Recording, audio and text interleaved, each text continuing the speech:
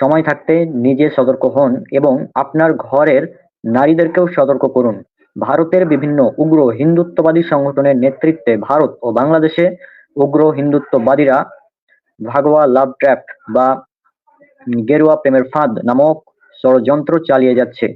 এটি উগ্র হিন্দুত্ববাদীদের এমন একটি মিশন যেখানে তারা বিভিন্ন অপকৌশল ও চক্রান্ত করে মুসলিম নারীদেরকে প্রেমের ফাঁদে ফেলে অপহরণ, জোরপূর্বক হিন্দু ধর্মে ধর্মান্তরিতকরণ, ধর্ষণ, ভারতে পাচার, পতিতালয়ে বিক্রি, এমনকি খুনের মতো জঘন্য সব অপরাধ সংগঠিত করে থাকে। তাদের ধারণা, এভাবে তারা মুসলিম জনসংখ্যা হ্রাস করে হিন্দু জনসংখ্যা বৃদ্ধি করবে, মুসলিমদের উপর কর্তৃত্ব বিস্তার করবে, তাদের পাপমোচন করবে এবং বাংলাদেশকে হিন্দু রাষ্ট্র বানিয়ে অখণ্ড ভারত তথা রামরাজ্য প্রতিষ্ঠা করবে। তারা দেশে যে সকল মিশন পরিচালনা করে যাচ্ছে, ভাগোয়া লাভ ট্র্যাপ, এই উগ্র হিন্দুত্ববাদীরা ভারত এর উগ্র হিন্দুদের দ্বারা অনুপ্রাণিত হয়ে ভারতের বিভিন্ন হিন্দু সন্ত্রাসী সংগঠনের সাহায্য নিয়ে বাংলাদেশে বিভিন্ন সংগঠন তৈরি করেছে এবং ভাগোয়া লাভ ট্র্যাপের মতো ভয়াবহ মিশন পরিচালনা করে যাচ্ছে। তারা মূলত 5টি উপায়ে আমাদের দেশে তাদের এই মিশন পরিচালনা করছে। আমি নিচে সেগুলো বিস্তারিত বর্ণনা দিয়েছি। এক, হিন্দুত্ববাদীরা যেভাবে মেয়েদেরকে ফাঁদে ফেলছে, হিন্দুত্ববাদীদের সাইকোলজিক্যাল ওয়ার। এখন সাইকোলজিক্যাল ওয়ারটা কি এটা আপনারা দেখুন। এই যে, আমি তোমার জন্য মুসলিম হতে চাই, ঠিক এই কথাটি বলেই তারা বছরের পর বছর অসংখ্য মুসলিম মেয়েদেরকে ফাঁদে ফেলে ক্ষতি করে আসছে। তারা কোনো মুসলিম বন্ধুর কাছে ইসলাম শিখতে চায় না, কোনো আলেমের কাছ থেকেও ইসলাম শিখতে চায় না, শুধু মুসলিম মেয়েদের কাছ থেকে ইসলাম শিখতে চায়। তারা ভার্জিন না হলে বিয়ে করতে চায় না। ভার্জিনিটি চেকের আড়ালে এবং ভালোবাসার প্রমাণ নেওয়ার বাহানায় বিয়ের আগে যে কোনো উপায়ে শারীরিক সম্পর্ক করতে চায় এবং সেই ভিডিও গোপনে ধারণ করে, অতঃপর ব্ল্যাকমেইল করে সেসব মুসলিম মেয়েদেরকে হিন্দু ধর্মে ধর্মান্তরিত করে। না হলে আর সেটা সম্ভব না হলে ভারতে পাচার করে নিষিদ্ধ জায়গায় বিক্রি করে দেয়। 2, হিন্দুদের স্লিপিং পিল ওয়ার। মুসলিম নারীদের খাবারের সাথে কৌশলে স্লিপিং পিল মিশিয়ে ধর্ষণ করে, সেটি গোপন ক্যামেরায় রেকর্ড করে।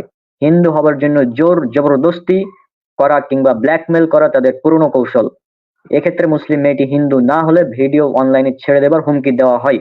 এভাবেই অনেক মুসলিম মেয়েকে হিন্দু বানিয়ে বিয়ে করেছে এবং অনেককে ভারতে পাচার করে নিষিদ্ধ জায়গায় বিক্রি করে দিয়েছে এই উগ্র হিন্দুত্ববাদীরা। 3 নম্বর পয়েন্ট, হিন্দুত্ববাদীদের ব্ল্যাক ম্যাজিক ওয়ার। ভারত ও বাংলাদেশের অসংখ্য মুসলিম মেয়েরা যে হিন্দু হচ্ছে তার অন্যতম কারণ এই ব্ল্যাক ম্যাজিক। অসংখ্য মুসলিম মেয়েকে ব্ল্যাক ম্যাজিকের মাধ্যমে ধর্মান্তরিত করা, পাচার করা এবং পরে নিষিদ্ধ জায়গায় তাদেরকে বিক্রি করে দেওয়ার প্রমাণ পেয়েছি আমরা। যারা এই ব্ল্যাক ম্যাজিকের শিকার হয়েছে তারা নিজেরাও জানতো না যে তারা এই ব্ল্যাক ম্যাজিকের শিকার। আচ্ছা, এবার 4 নম্বর পয়েন্ট, মুসলিম পরিচয় সম্পর্ক বিয়ে। যখন উপরে উল্লেখিত কোনো উপায় তারা কাজে লাগাতে পারে না, তখন নিজেকে তারা মুসলিম হিসেবে পরিচয় দিয়ে মুসলিম মেয়েদের সাথে সম্পর্ক বা বিয়ে করে। অতঃপর যে কোনো উপায়ে শারীরিক সম্পর্ক করে সে ভিডিও তারা গোপন ক্যামেরায় ধারণ করে এবং ব্ল্যাকমেইল করে হিন্দু বানানোর চেষ্টা করে। এতেও ব্যর্থ হলে মেয়েটিকে প্রেগনেন্ট করে পালিয়ে যায়। তাদের ধারণা পরবর্তীতে এই মেয়েকে আর কেউ বিয়ে করবে না এবং এভাবেই একদিন মুসলমান জনসংখ্যা হ্রাস পাবে। আর এভাবে তারা এই রাষ্ট্রকে একটি হিন্দু রাষ্ট্র হিসেবে প্রতিষ্ঠা করতে পারবে। 5, এ সকল উগ্র হিন্দুত্ববাদীদের ধারণা মুসলিম মেয়েদের সাথে শারীরিক সম্পর্ক করলে পাপ মোচন হবে, 7টি মন্দির বানানোর মতো পুণ্য হবে এবং বাবরি মসজিদ ভাঙার মতো পুণ্য হবে। তাদের টার্গেট মূলত বাংলাদেশের সকল মুসলিম মেয়েরা, হোক সে প্র্যাকটিসিং বা নন প্র্যাকটিসিং, টিনেজ বা অ্যাডাল্ট, ম্যারিড বা আনম্যারিড, মুসলিম নারী মানেই তাদের টার্গেট। এ ব্যাপারে জনসচেতনতা খুবই প্রয়োজন। নিজে সচেতন হন, অন্যকে সচেতন করুন, অমুসলিমদেরকে এড়িয়ে চলুন, তাদের সাথে বন্ধুত্ব করবেন না। এখানে সূরা ইমরান সূরা নম্বর 3 আয়াত নম্বর 28 এর একটি অনুবাদ দেওয়া হয়েছে।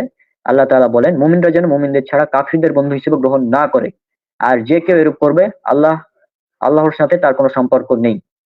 এটা আমাদের save our sister official page, official Facebook group থেকে নেওয়া হয়েছে। আচ্ছা, আমি এখানে একটু পয়েন্ট আউট করি। হ্যাঁ। আমাদের দেশের যে অবস্থা, এই অবস্থার আঙ্গিকে আমাদের মুসলিমদেরকে অবশ্যই সতর্ক হতে হবে। এখন প্রশ্ন হচ্ছে যে তারা কিভাবে এটা চিন্তা করলো।